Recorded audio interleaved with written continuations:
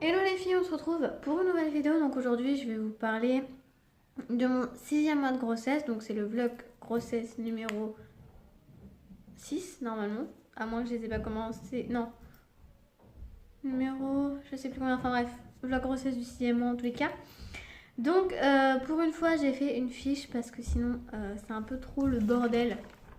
Donc j'ai fait une fiche qui ressemble à ça. Donc genre symptômes, changement physique, mouvement de bébé. Enfin bref. Voilà, j'en passe. Et donc du coup, on va commencer. Par contre, j'aimerais bien avoir un petit peu plus de lumière vers moi. Mais j'en ai pas. On va se mettre comme ça, tant pis, vous voyez un peu les choses derrière, mais bon, c'est pas grave. J'arrive. Voilà. J'ai ce qu'il me faut. J'avance. C'est bon. Donc, pour le 6e mois, donc au niveau du... Est-ce que c'est passé vite? Est-ce que c'est passé lentement? Je trouve que c'est passé relativement lentement pour moi. Enfin, c'est peut-être une impression.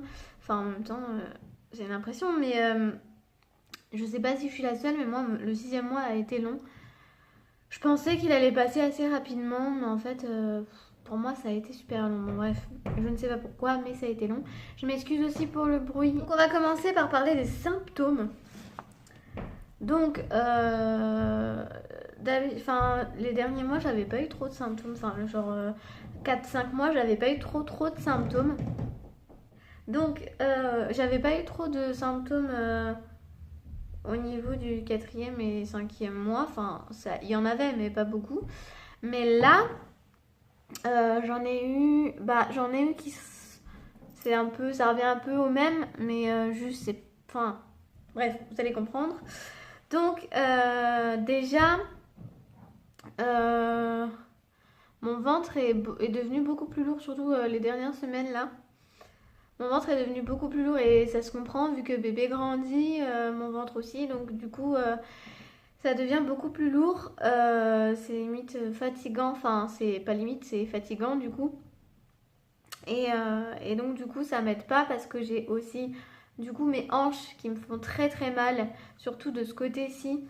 Elles me font vraiment très très mal, elles me font vraiment souffrir quand je marche. Enfin, quand je suis comme ça, là, genre là, j'ai pas mal. Mais quand je marche, quand déjà me baisser, ça devient très très compliqué pour moi. La dernière semaine, là, ça a été vraiment compliqué de me baisser. J'évite de me baisser parce que j'ai du mal à me relever déjà. Enfin, j'ai du mal à me baisser déjà. Juste parce que ma hanche me fait trop mal et je pense que c'est du coup parce que mon ventre est plus lourd et aussi parce que mon bassin s'écarte forcément. Mais franchement, le symptôme le plus dur à supporter, le plus chiant, clairement, c'est mon mal de hanche. Sinon, le reste, ça va, mais le mal de hanche, c'est juste un truc pas possible. Ça fait qu'aussi j'ai du mal à me lever de mon lit. Enfin, de passer de allongée à assise, ça devient compliqué du coup, à cause de mes hanches, encore une fois. Aussi parce que mon gros bidou me gêne aussi, enfin, faut le dire. Donc, souvent quand je suis allongée, qu'il y a Brian qui est vers moi, je lui demande de m'aider pour que je puisse me relever sans me faire mal à la hanche, parce que sinon il faut que je me serve de ma hanche et donc du coup, ça fait mal. Mais quand il est pas là, faut que je me débrouille et je me fais mal, mais bon, tant pis. Au niveau de la douche, là par contre, je ne prends pas. Enfin, la douche si, mais le bain non. Je prends pas de bain quand il est pas là parce que je ne peux pas me relever toute seule de la baignoire, étant donné que ça glisse, donc du coup, je fais 2 fois plus attention. Étant donné que j'ai pas de prise, enfin, je peux pas m'attraper quand je suis allongée, alors que c'est là que j'ai le plus besoin en fait. Parce que la barre est trop haute. Enfin, j'ai une petite truc pour se tenir, mais elle est beaucoup trop haute pour moi. Je peux pas lever le bras assez grand, enfin assez loin. Euh, et donc pour sortir de la baignoire, j'ai besoin qu'il m'aide à me lever. Et là, on se dit ok, ça commence très très bien. Enfin, ça commence. On est qu'à 6 mois. Enfin, bon, 6 mois, c'est déjà pas mal. Mais il reste encore 3 mois et j'arrive déjà pas à me lever de mon bain. Donc, bon. Donc, du coup, à chaque fois, il faut qu'il m'aide pour sortir du bain. C'est un peu la galère. Et du coup, ça me fait boiter parce que quand je marche, ça me fait mal. Et même par moments, j'ai carrément, ça me fait tellement mal par moments que ça me prend au cœur et du coup ça me stoppe, j'arrête de marcher et je reprends après. Mais sur le moment, ça me fait un blocage en fait, je dois m'arrêter. Voilà, et de par mon ventre qui grossit et qui devient lourd, j'ai aussi le ventre qui tire en bas, enfin qui tire. C'est pas vraiment que ça tire pas genre la peau elle me tire, non, c'est à l'intérieur, ça me fait comme des douleurs, mais je sens que c'est des douleurs qui me tirent, enfin je sais pas comment expliquer, mais bon bref, voilà. Au niveau des douleurs aussi, ça fait 2 jours, ouais ça fait 2 jours, non ça fait, enfin, non c'était hier.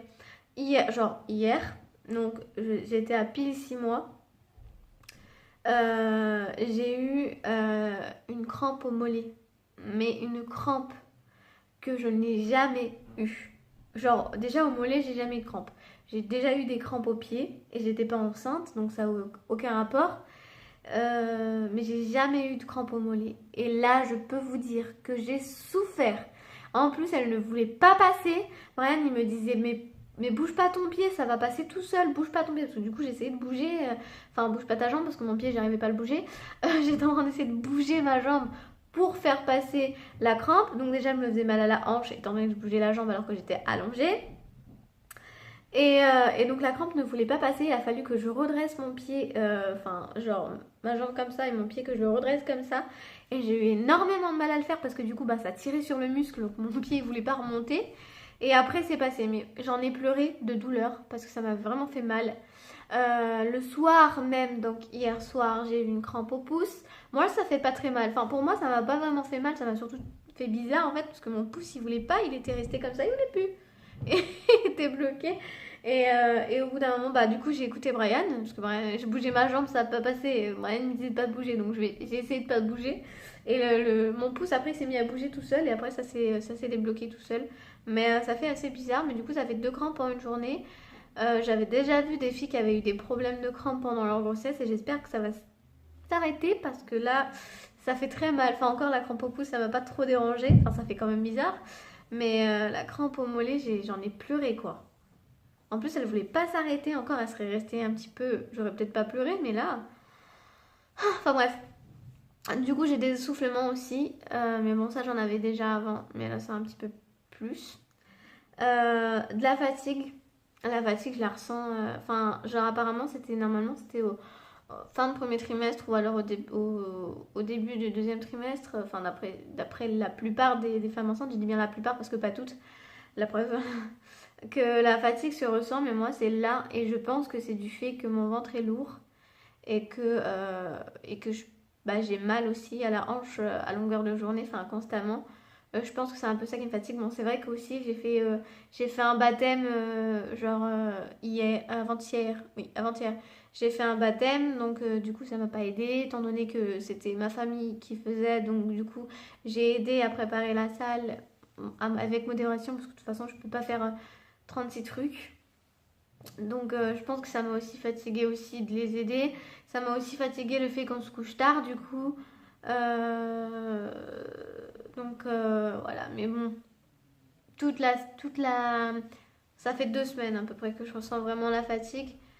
Donc bon, pendant 2 semaines il n'y avait pas de baptême et pourtant j'étais fatiguée. Et aujourd'hui je suis encore fatiguée. Bon, en même temps j'ai du mal à m'endormir. Euh, je ne sais pas pourquoi de base, enfin après il y a autre chose qui s'y rajoute, mais de base j'arrive pas à dormir. Alors en plus quand j'y arrive presque, j'entends le bruit en haut, donc du coup je ne peux pas. Et le matin j'ai du mal à rattraper mon sommeil parce que j'entends le bruit en haut, donc du coup ça me réveille, donc je ne peux pas rattraper mon sommeil comme j'en ai envie. C'est pour ça que je suis très pressée de déménager. Je ressens aussi plus de contractions. En fait, je sais pas si j'en avais parlé dans mon dernier vlog de grossesse, me semble-t-il, que j'avais quelques contractions d'entraînement qui ne faisaient rien à mon col. Heureusement, j'en ai même parlé à mon gynéco bah, du coup le mois dernier quand ça m'est arrivé. Et mon gynécologue m'a dit que c'était absolument rien. Tant que j'en ai pas 10 dans la journée, il n'y a pas de souci. Tant que c'est pas des douloureuses non plus.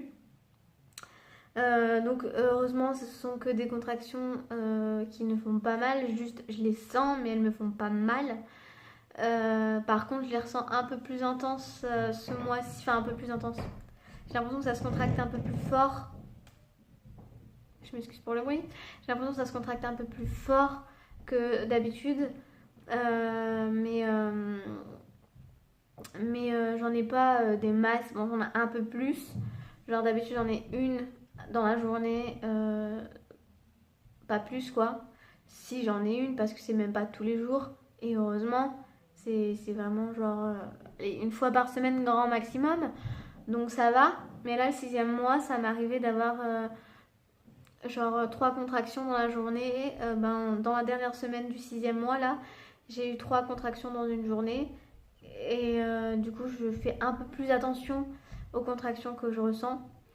Parce que ça veut dire repose-toi cocotte, je pense.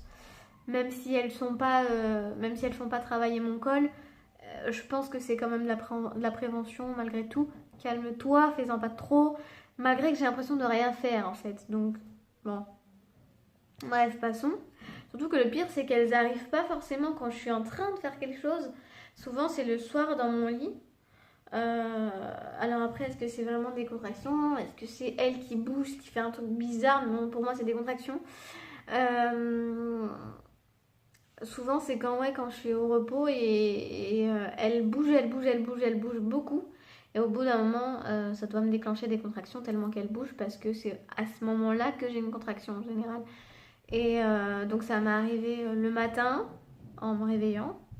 Ça m'est arrivé une fois où par contre là j'étais pas en repos, j'étais vraiment en activité, je venais de faire les magasins. Donc j'avais fait mes courses, je suis passée en caisse et à la caisse au moment de payer, j'ai ressenti une contraction. Et ça m'est arrivé le soir dans mon lit au repos. Et donc voilà, c'était ces 3 parties de la journée que ça m'est arrivé. Donc je ne sais pas pourquoi, mais bon c'est pas grave. De toute façon je suis très pressée d'être à mon prochain rendez-vous, je vous en parlerai après de toute façon, pour que le gynéco examine mon col, parce que j'ai un peu peur que ça joue sur le col, ces dernières contractions que j'ai eues, parce qu'elles sont un petit peu plus intenses. Donc après on verra, peut-être qu'elle me fera me faire un monitoring, je vais essayer de lui parler de mes inquiétudes vis-à-vis de ça et on verra. J'ai des brûlures d'estomac, mais là, j'en ai marre quoi. Genre, je vous avais parlé, j'avais quelques petites brûlures d'estomac, j'appelais ça même des aigreurs parce que c'était juste à ce niveau-là.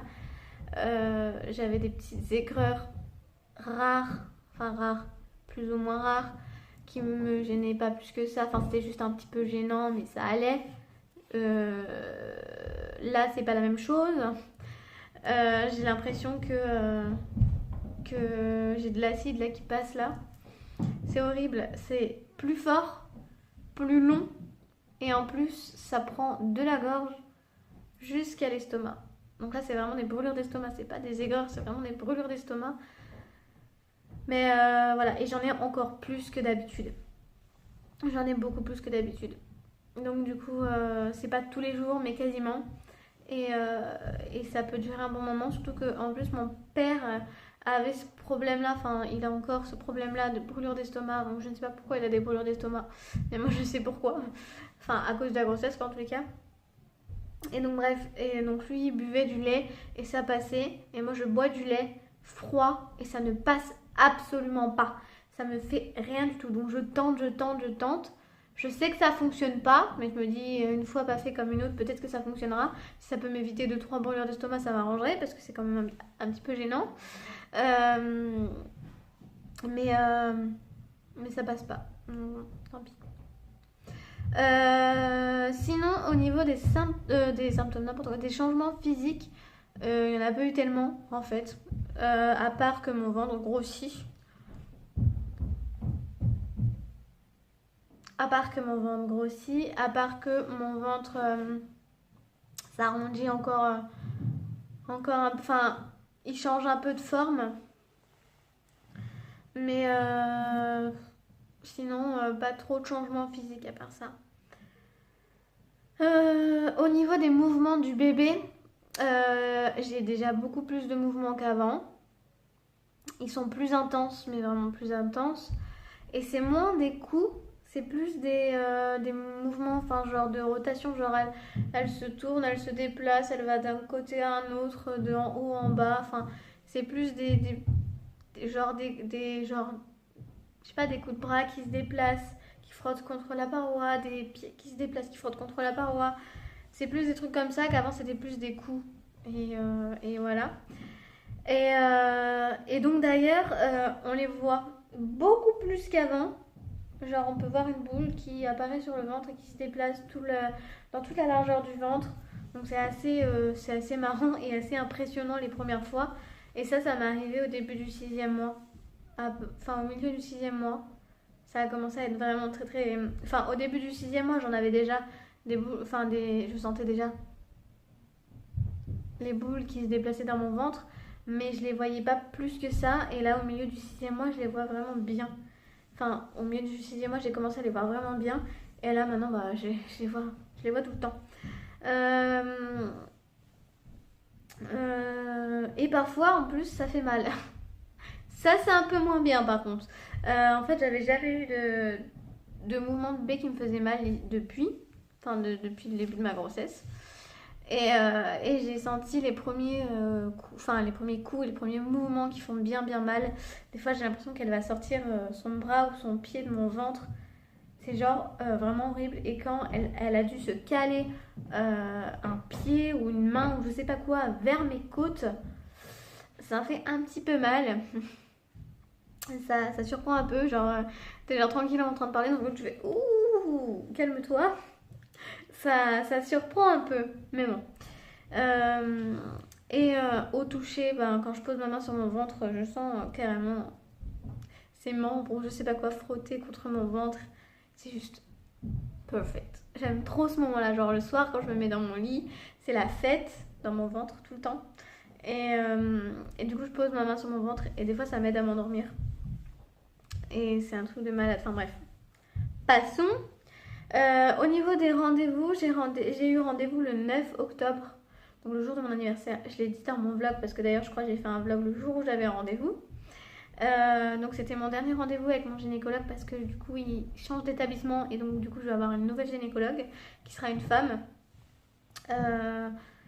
Donc voilà, bon, ça s'est passé comme tous les rendez-vous, hein. C'était toujours la même chose. Il a fait une petite écho juste pour regarder comment elle allait, si son cœur battait, si elle bougeait. Bon, une écho qui dure 2 secondes. Il a regardé mon col. D'habitude, il me dit c'est bon, genre c'est bon. Et là, il a pas dit c'est bon, il a été plus concentré dans son truc. Donc ça me fait un peu peur. Et c'est pour ça que je suis pressée d'être à ce rendez-vous-là pour voir ce qu'elle me dit. Parce que voilà, peut-être qu'il a peut-être rien dit parce qu'il y avait rien à dire, il y avait rien. Ou alors, soit il a rien dit pour pas m'inquiéter, mais qu'il dit à sa collègue surveille bien, genre je sais pas, mais en tous les cas, enfin, je me fais peut-être des films, hein, mais ouais, bref, voilà. Je sais pas pourquoi j'ai un pressentiment comme ça que le col il commence à ramollir alors que il n'y a aucune raison, hein. J'ai quelques contractions qui sont absolument normales, mais enfin bref, c'est psychologique, hein. Mais voilà, c'est tout.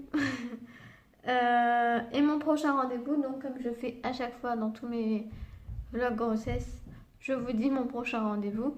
Donc mon prochain rendez-vous, c'est le 10 novembre à 16h15. Je ferai sûrement... Ok. En parlant de petites boules, il y a une petite boule qui vient de... Et elle veut pas repartir, la petite boule. Oui, je parle de toi. Bref. Oui, donc je ferai sûrement un vlog parce que du coup, ça sera dans la semaine où je ferai beaucoup de vlogs. Je vais essayer de faire presque genre 3-4 jours de vlog. Pas dans la même vidéo, hein, bien sûr. Parce que sinon, voilà le montage et voilà le décalage de vidéos. Parce qu'en plus, j'aurai déménagé. Donc, du coup, je serai en plein dans les rangements et tout. Donc, ça me permettra de vous donner des nouvelles. Surtout qu'en plus, normalement, je recevrai la poussette. Etc. Etc. Je vous en dirai plus dans mon vlog. Donc, bref, voilà. Donc, peut-être que je vloggerai le jour du rendez-vous. Et du coup, je vous redonnerai des nouvelles de mon col. Bref, voilà. Au niveau de la prise de poids, du coup, puisque ça suit un peu le rendez-vous, j'ai pris 1 kg de plus que la dernière fois. Et la dernière fois, j'avais déjà pris 1 kilo de plus que la dernière fois. Donc en fait, au début de ma grossesse, j'ai pas pris de poids. Ça fait que 2 mois que je prends du poids. Enfin, du coup, peut-être 3, mais pour l'instant, j'ai pas eu mon rendez-vous. Donc il y avait que 2 mois que je prenais du poids. Avant, j'en prenais pas. Et à mon avis, je vais prendre d'un coup. Donc j'ai pris 1 kilo par mois pour l'instant. Au niveau des examens que j'ai fait dans ce mois-ci, j'ai juste fait ma prise de sang pour la toxoplasmose que je fais tous les mois. Et donc je n'ai pas la toxoplasmose, je ne suis toujours pas immunisée, mais bon, ça c'est pas de secret. Et du coup, en même temps, j'ai fait le test du glucose. Je crois que j'en ai parlé dans mon dernier vlog, mais je suis pas sûre. Mais bon, de toute façon, j'ai dit que je donnerais des détails ici. Comment vous dire que c'était la catastrophe? Déjà, c'était un rendez-vous enfin, c'était un test que je redoutais déjà. Parce que c'est quand même un truc très très sucré que tu bois quand t'es à jeun. Donc tu passes de à jeun à très très sucré. Voilà. Voilà. C'est une masse de sucre. Enfin, c'est une masse de sucre. C'est une dose de sucre assez importante d'un coup. Et t'attends assis sur une chaise pendant un bon moment. Donc, en plus de ça, c'est quand même une prise de sang. Donc ça fait un peu beaucoup de choses en même temps. Surtout que c'était dans les moments où j'étais très très fatiguée. Et que je le suis encore. Enfin, c'était dans les débuts où j'étais très très fatiguée. Et donc voilà, bon, pas de chance, pas le choix surtout. Donc du coup, je suis allée à mon test. Donc c'est pas un rendez-vous, c'est un ordonnance. Hein. Donc je suis allée. J'ai fait ma première prise de sang pour la toxoplasmose parce que du coup j'avais les deux sur la même ordonnance. Donc du coup j'ai dû faire les deux en même temps. Ensuite, j'ai fait une prise de sang avant de boire le sirop de glucose. Ensuite, j'ai bu le sirop de glucose qui est juste dégueulasse. C'est pas pour vous faire peur, mais franchement, c'est dégueulasse. Bon, après, si c'est dégueulasse, c'est pas le plus grave. Hein. C'est pas le plus grave que ce soit dégueulasse. Je veux dire, une fois que c'est avalé, c'est avalé. Enfin, sauf que moi, j'ai peur de vomir. J'ai la peur de vomir, donc du coup, j'avais très très peur de vomir et ça ne voulait pas couler. Donc bon, j'ai fait quelques culs secs. Je l'ai bu en 3 gobelets. Ouais, parce que c'est quand même une bouteille comme ça, large comme ça, à becqueter quand même. Donc bon, voilà. Donc vous avez un gobelet. Donc moi j'ai rempli deux fois mon gobelet entier et j'avais ça à peu près, ouais, à peu près ça dans le gobelet d'après. Donc vous voyez à peu près ce que ça donne comme quantité. C'est très très sucré, donc du coup ça a beaucoup de mal à passer. C'est assez épais. En fait, c'est comme si vous prenez du sirop et que vous le buvez comme ça, sauf qu'en plus ça sent le chimique. Donc bon. En plus, on a le choix, ça me fait rire, hein, on a le choix entre citron ou orange. Je pense que tu prends n'importe quel goût, c'est aussi chiant à avaler. J'ai pris pour ma part orange parce que je me suis dit citron ça va être trop amer, mais bon, je pense que ça change pas grand chose. Bref, voilà, donc il faut le boire assez rapidement en plus. Ensuite, une fois que c'est avalé, je suis retournée dans la salle d'attente. J'ai attendu 1 heure. Je suis repartie faire une prise de sang. Enfin non, j'ai attendu 1 heure. Je me sentais très très mal. Donc j'ai attendu, autant dire 1 heure où j'étais mal dans la salle d'attente. J'avais moitié envie de vomir. Je sentais que ma tension n'allait pas très très bien. Enfin, mes oreilles bourdonnaient par moments et je sentais que j'allais flancher à tout moment. Donc du coup, à part me plaindre à Brian, c'est tout ce que je faisais. J'allais voir personne, je ne bougeais pas. Je restais juste assise, je changeais de position. J'essayais de m'endormir très clairement pour que ça passe.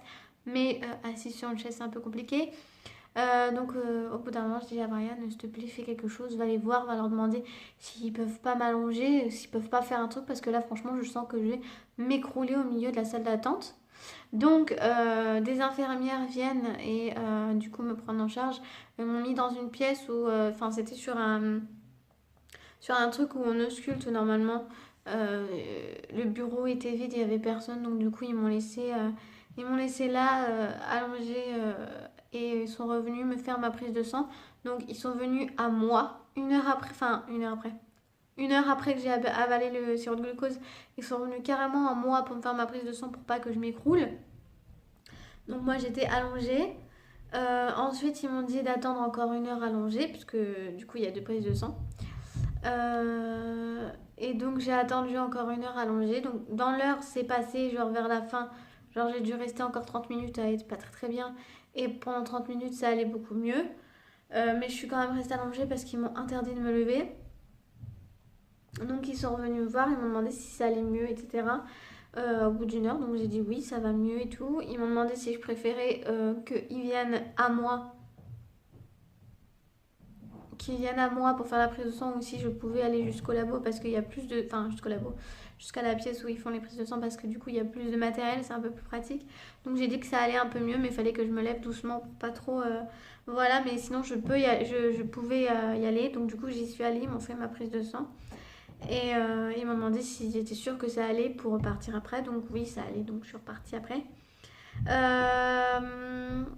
Mais du coup, ça a été un petit peu la catastrophe. En plus, Brian avait fait l'effort. Je ne lui ai absolument rien demandé, donc je trouve ça trop chou. Il a fait l'effort de rester à jeun avec moi pour pas me donner envie de manger parce que surtout que ces derniers temps, j'ai assez faim à cause de la grossesse.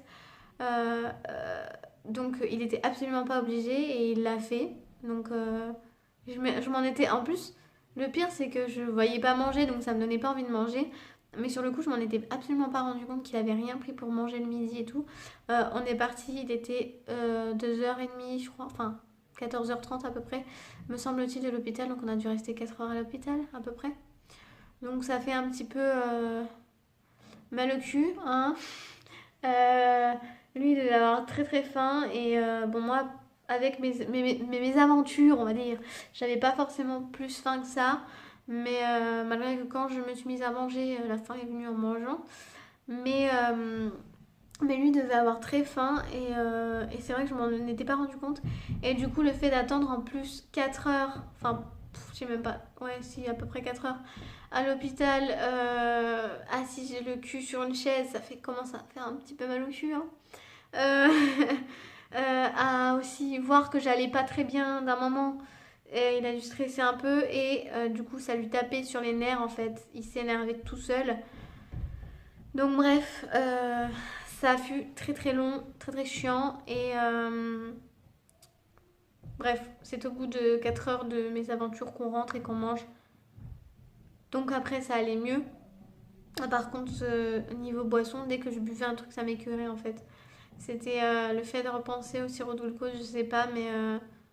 Et en plus, il avait un produit à carreaux pour sa voiture, goût orange, enfin, ou citron, enfin, c'est à peu près la même chose pour moi. Et quand il en a pchité sur le pare-brise, j'ai cru qu'il allait gerber parce que ça m'a refait penser au sirop de glucose, c'était horrible. Bref, passons.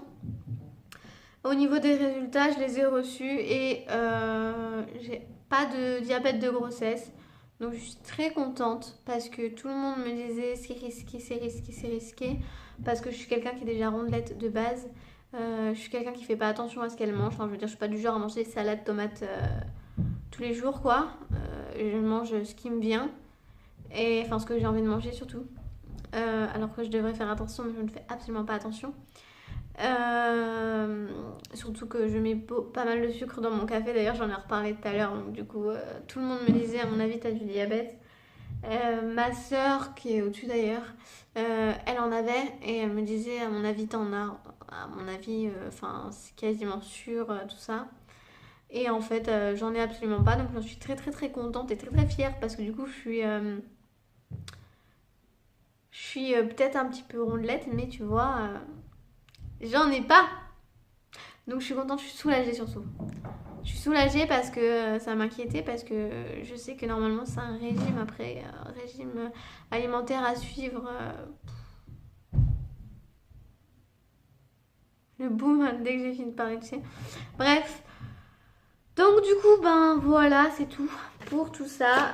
J'ai reçu mon carnet de maternité, enfin mon carnet de santé de maternité. Je ne savais pas que j'allais recevoir ça, mais je l'ai reçu dans le 6e mois. Donc je sais pas si tout le monde le reçoit. Moi j'étais pas au courant en tous les cas. Et donc dedans il y a bien débuter votre grossesse, bien vivre votre grossesse, le suivi de votre grossesse, l'agenda de votre grossesse, le calendrier de votre grossesse, vos consultations et vos échographies, accueillir votre enfant et après l'accouchement. Donc il y a des petits conseils, donc genre éviter tout ce qui est alcool, drogue et nicotine. Des trucs comme ça quoi, trucs sur la piscine.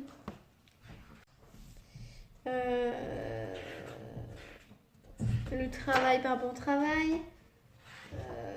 Enfin bref, des trucs comme ça. Là, vous avez des petits calendriers pour dire... Enfin, pour mettre vos rendez-vous. Ensuite, ça c'est les échographies. Oui, les échographies, les consultations. Bon, moi, mon gynécologue ne me l'a pas demandé, donc du coup, je pense qu'il s'en bat un peu les couilles, clairement. Il y a les numéros d'urgence. Après, il y a les noms, tout ça, les coordonnées. Après, il y a un dossier, je sais pas de quoi. Maternité, patiente, conjoint. Tout ça. Attendez, je vais essayer de vous montrer. Je sais pas si vous voyez. Genre ça. Donc, je sais absolument pas si je dois le remplir. En tous les cas, pour l'instant, je n'y ai pas touché. Je l'ai juste mis dans mon dossier de grossesse au cas où. Mais j'ai rien rempli, j'ai rien touché. Parce que de toute façon, je sais même pas si c'est utile. Je l'ai reçu, donc je le mets dans mon dossier, on sait jamais. Bref, voilà, donc je vous ai parlé de tout ce que je devais vous parler. Et ça a mis pas mal de temps quand même. Donc voilà. J'ai rien d'autre à ajouter. J'espère que cette vidéo vous aura plu. Et qu'elle a répondu à toutes vos questions. Ah oui aussi j'ai le dos qui me tire aussi. Je pense à dire ça parce que j'ai mal à ce moment là. Donc je vais vous montrer mon bidon. Je vais essayer de mettre pause pour pouvoir bien caler la caméra, enfin le téléphone, pour que vous voyez ce que je vous montre parce que sinon...